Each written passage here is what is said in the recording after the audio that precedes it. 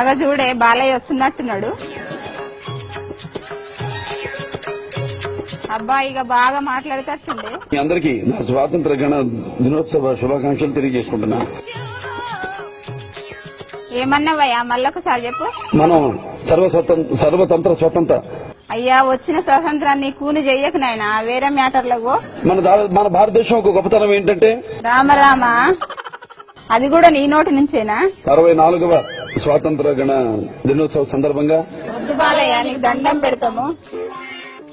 ప్రపంచ పటంలో మన భారతదేశం తల దించుకునే విధంగా మీలాంటి వాళ్ళు స్టేజ్ మీదకి ఎక్కి మాట్లాడితే గిట్లుండకపోతే ఎట్లుంటది మరి?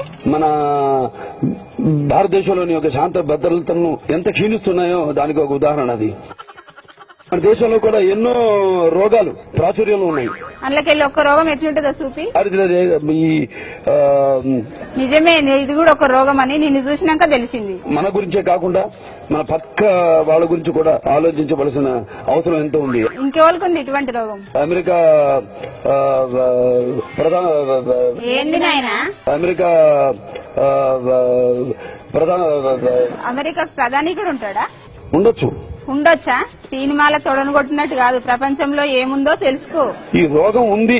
నీ రోగానికి మందేలా మరి? మనిషి తొందరగా చచ్చిపోతాడు. వద్దులే బాబు, గంత మాట ఎందుకులే. అందరు కూడా నా స్వాతంత్ర గణ దినోత్సవ శుభాకాంక్షలు తెలియజేసుకుంటూ సెలవు తీసుకుంటున్నాను. ఓ స్వామి, దాన్ని స్వాతంత్ర గణదినం అనరు, గణతంత్ర అంటారు. దురదృష్టవశాత్తు అది వంశ పారంపర్యంగా రావడం ఏమిటండి?